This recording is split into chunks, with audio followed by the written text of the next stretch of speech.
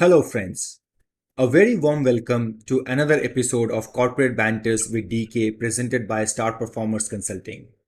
Today, I'm really excited to have a special guest who is known as Ultra Professional as well as Ultra Runner. While he was busy building many organizations from ground zero, he also has kept himself busy in breaking multiple records and getting awards. His name appears in Indian Book of Records and Limca Book of Records. Yes, my friends, you heard it right. He had run 650 kilometers inside his house to register his name in Indian Book of Records. Really incredible and amazing. In fact, I can't even believe it. He is an ambassador of Fit India movement and among the top 100 ultra runners in India. He has completed some of the toughest runs in India in places like Ladakh, Mannar, Run of Kutch, Solang, to name a few. He has completed 12, 24, 36 hours stadium, Manali to Rohtang, which is 80 kilometers, Dehradun to Dhanulti, which is 74 kilometers, Pune to Pajgini, 110 kilometers, Dehradun to Missouri, multiple times, which is almost 100 kilometers. He has also done 161 kilometers thrice in a span of 6 months, including podium finishes. I'm sure you all are in awe now, but this doesn't end here. He's also multi-award winning writer, public speaker, and columnist. He has topped numerous national level Kavi Sammelan. His last short film, ABC, won 33 awards and Excellence Awards. It's currently playing on Disney Hotstar and premiered in PVR, NDTV, Star, and ZTV. It had been rated as one of the top 10 short films in 2015. Actress Shruti Hariharan subsequently went on to win the Karnataka State Award.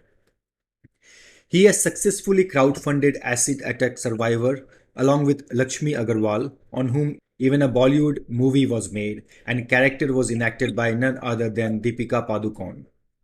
To be honest, he has achieved so much in such short span of time that I'm running out of time and space to list all his incredible achievements. So why don't I let him speak on some of his achievements and enlighten and motivate us? Let me introduce you to Mr. Sajjan Samuel, who is currently Chief Revenue Officer for Safalta.com, an innovative edtech company backed by Amar Ujala, pioneering the job tech in India. A very warm welcome to you, Sajjan, and it's an absolute honor to have you on this podcast. A sincere thank you as well for making time out of your busy schedule for this podcast.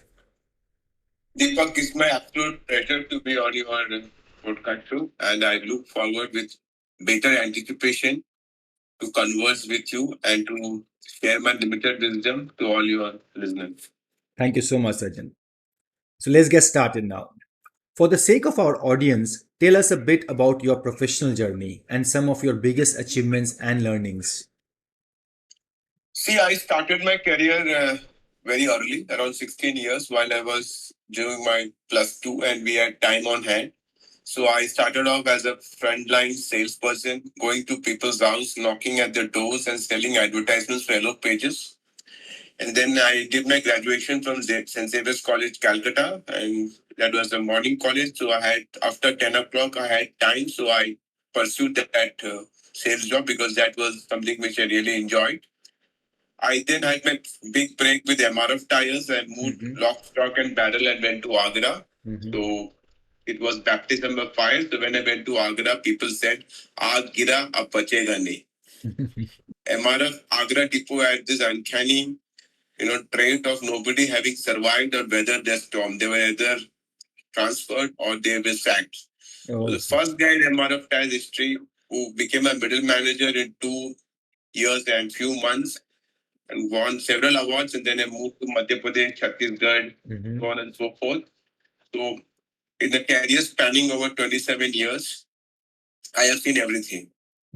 So I've been quite fortunate to work with the likes of Hari Menon, the founder of Big Basket, who selected me while I was with Manipal building their media entertainment business, and also with Mr. Ajit Isak, who then now runs a company, Questcorp, which has got 480,000 employees on his staffing payroll.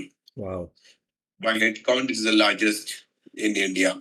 I've been fortunate to work with some really distinguished leaders who taught me the ropes of life And my learning from my professional career is very simple. Geographical mobility is absolutely important. So if you're brought up studying in a one particular place, you have to move from that place and go to a different place, because the independent decisions you make, the loose connections you make, and the stumbling and the falling down and all that will shape you up for the future. Because your network is your net worth. Build connection with as much people as possible, because they will stand in good stead over a period of time.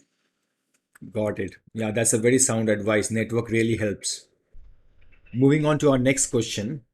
You mentioned in one of the posts on LinkedIn that at some point in time you could not even run few kilometers, and now you have completed runs of more than 200 kilometers at a stretch in some of the toughest terrain.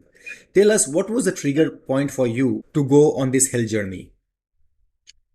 See, at 38 years, I just went out of my house on the fly and I started to run. To my utter dismay and bewilderment, I found that I could not run even 100 meters. Oh. And I was surprised. I said, this is not fair. This needs to be fixed. And I was weighing around 94 kgs, but I never realized that I was overweight or obese at that point of time. So next day morning, again, I went and I could do 150 meters. So I carried on like this. And when I reached 40, I had this audacious dream of transitioning into a long distance runner, even when I was struggling to run 10 kilometers flawlessly. So then I went to Mumbai. I stayed in a slum for 3 months. I made circumstances very difficult for me. I pushed to discomfort. I lost 21 kgs in 3 months. Wow. I ramped up on my mileage. And then from not being able to run 10 kilometers smoothly, I could run my first ultra 50 kilometer. And I then discovered the innate potential our body has and our mind has. And I have this nagging curiosity to know how long and how far the human body can last. And I found that during my long runs and ultra runs that the body has got finite capacity, because it gives up at some point of time because of fatigue, bruise, pain, etc. But the mind has infinite potential. And once we leverage our mind and condition our mind, our floodgates opened, tapping our true potential. And I sincerely believe that every single person on this planet, 7 billion people on this planet, most of them are only utilizing 40% of their potential. So there is a lot more potential we have in us. And the only way we will be able to harness this potential is by embracing fear, is by going on the path of self-discovery, is by pushing through discomfort, pushing the envelope. And I can guarantee you, you'll be surprised to know how much potential you have. I absolutely agree. Getting out of comfort zone and exploring the unknowns takes you to places where you can't even imagine yourself. But it's kind of incredible in terms of your journey from not even 100 meters to now running more than 200 kilometers kind of a terrain is just phenomenal. And that basically leads me to my next question. What you have achieved fitness wise is really tough and phenomenal. Tell us how you started your journey, how did you keep your motivation level up, and some of the biggest learnings in the process. I think motivation is intrinsic. If you are trying to seek validation or motivation from third party by reading self-help books or by listening to some motivational talk, it's not going to happen. What my suggestion to people is cultivate painless habit. So whenever you are wanting to embrace this healthy lifestyle, make sure that it is sustainable. It's not shortcut. I mean, if you're going to have salad, salad is not sustainable. If you're going for crash diet, that's not sustainable. So each and every person needs to find this sweet spot. The golden median is very difficult to balance. And because of the stress and the high burnout in the sort of life you're living, and everything around us is completely adulterated. Even the milk we are having from the cows is adulterated because the cows are injected. The vegetables we are having from the market are injected. So you can imagine the food which we have in packaged, processed, or refined form, how much damage it can cause to us. So every single person has to be cognizant and understand that the only thing which they are never going to get back is the health. Mm. You lose your job, you will get it back. But health, you're never going to get back. Yeah. So the only way is preventing it and mitigating it. Yeah. And that has to happen with healthy lifestyle, mindful choices. Mm. So cutting down on tea, sugar, completely eliminating processed refined sugar, ensuring that you have 7 hours of sound, deep sleep, ensuring your bodies move because our bodies are designed to move. In olden times, people used to walk hundreds of kilometers in search for food. Now, food is coming searching for us. Yeah. Okay, we have elevators, we have air conditioned car, we have air conditioned cabin, so we have actually no movement at all. Yeah. Even homemakers, housewives have now started to click the button. Earlier, they were also moving to make some food in the house. Yeah. So, India particularly is in a health emergency. Yeah. Okay, so now cardiac arrest or a back pain are age agnostic. You cannot say nature will take care of me till 30 years because there's nothing like that. Our parents, they used to work in the farm. Yeah. They used to plug it directly from the farm. And they used to cook and eat and they used to walk several kilometers to go to school. Yeah. Because we did not have the comfort and the luxury. Yeah. So it's extremely crucial that people recognize that our health is in our hands. It's not in doctor's hands. It is not in God's hands. It's in our hands. Yeah. And if we are not able to invest 45 minutes of our time into what is our most precious asset, which is our body, then very soon that asset will become a liability. And then very soon it will be better to turn off. I like that analogy. Yeah, absolutely agree with you. What were some of the biggest roadblock you faced in your health journey and how did you overcome those? See, when you have a passive lifestyle for 40 odd years, the change is very slow, very sedate, very slow. So, what one thing I did is that I stopped prefixing outcomes. I stopped checking calorie, how much calorie I'm eating, how much calorie I am burning. I just went by feel of it. I did not want to focus on outcome. I just wanted to have a structured process and hardwire and orient myself to that process. So I just made some simple choices. I stuck with the choice. I never looked at outcome. I believed that outcome would take care of itself because it's a subset of the process you put in. Yeah. So what happens with most people is that everybody wants to look fit, smart, healthy. No doubt about that. Yeah. But they do not have the patience. Yeah. They don't understand that it has taken you 40 years to accumulate all this weight. Yeah. It will not go in 4 months. Yeah. 4 days. Yeah. It takes its own time. Yeah. So just follow the process, adapt yourself, and embrace yourself to the new you. Look at your morning walks as a freedom of expression. Look at it as time you are spending with yourself. And please, when you go for morning walk, please keep the mobile away because anyways, we are slave to the mobile for the whole day. Yeah. I see people walking and then scrolling on the mobile, taking fun. And why would you do that? Yeah. And even practicing stillness. You know what? When are human beings most productive and creative? When they don't do anything. Yeah. So in a chaotic world where we are engulfed in an avalanche of rigmarole, frenzied activity, it is important to break up, introspect, pause, click on the pause button, step back, and ask yourself some pertinent questions. Why? Why are you doing what you are doing? Because most people don't understand themselves, don't understand what they want to do.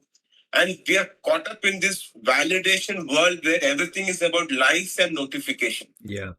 You have to cut through that. Yeah. My sincere advice to everybody is go on a solo backpack trekking on an expedition. Just book a one-way ticket. Do not book the return ticket and get lost. Get lost in the wilderness. Because when you get lost in the wilderness is when you discover yourself. A facet of yourself, an attribute of yourself which is camouflage and which you never knew suddenly surfaces out and you say, wow, my God, is this me? Yeah. Did I have this strength? Did I have this quality? Yeah. I completely agree with you. Moving on. Tell us some of the toughest runs you have done and experience around it. Once you are running an ultra, which is technically ultra is 42.195 kilometer and beyond that. So once you're running that distance, all challenges in different terrains have got its own complexity. You never know what is going to happen next.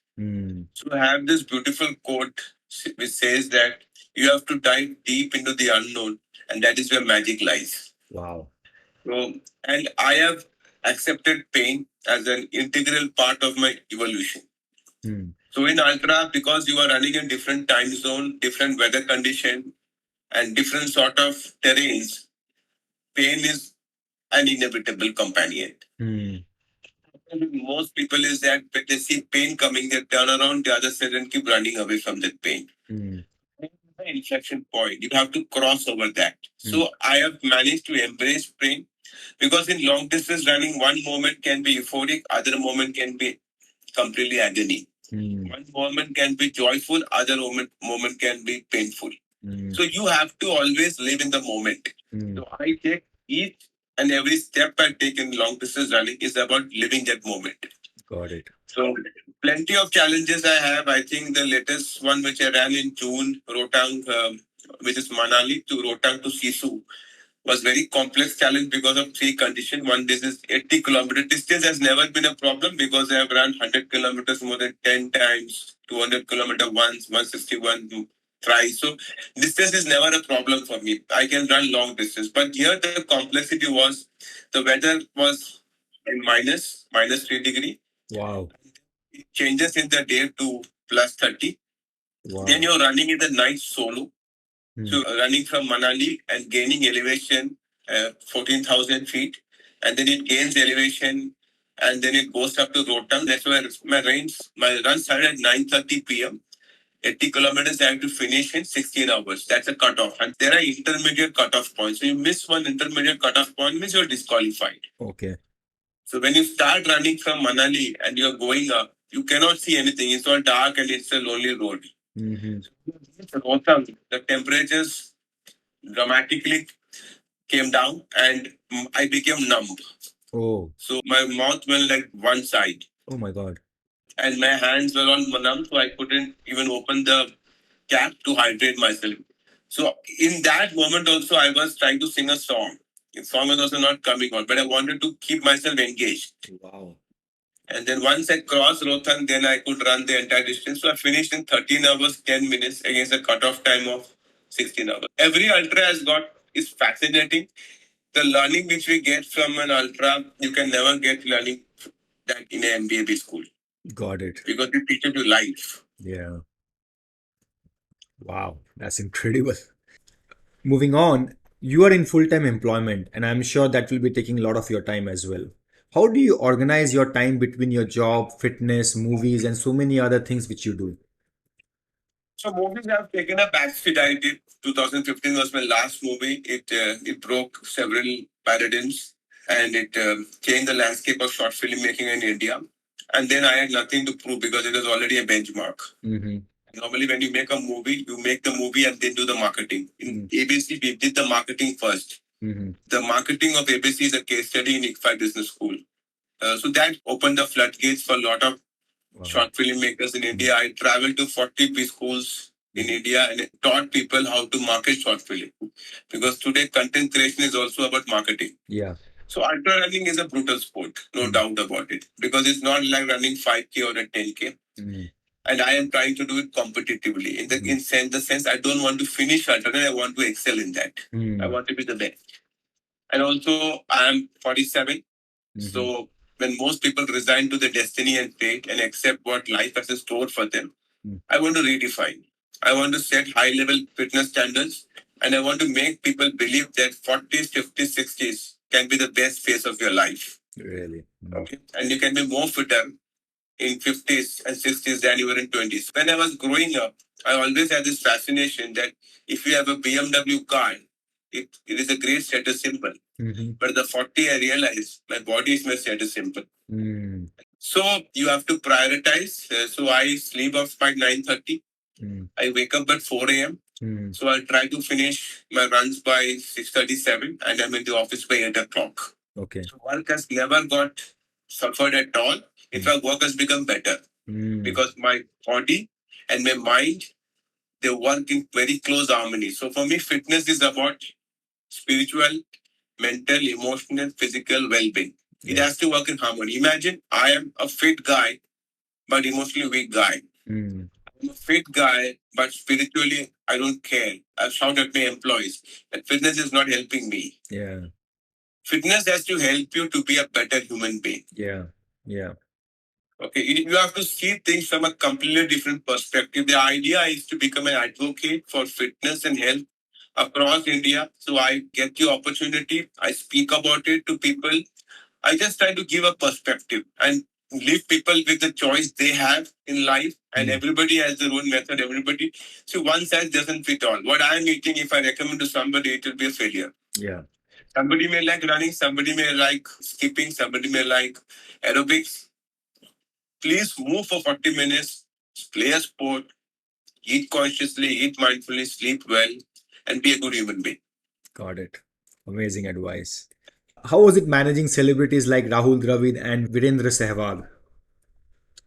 So Rahul Dravid, like I had the opportunity while working with Aptech. Rahul Dravid was the ambassador, so I had an opportunity to spend one whole day with him at the Padukon Academy. Very, very unassuming, and for the skater and for a person who has scored more than 10,000 runs in both test and one day format. Yeah. To see that sort of humility is unparalleled. He was all the time humble, and every single person who came and asked him for whatever he obliged without a single trace of irritation.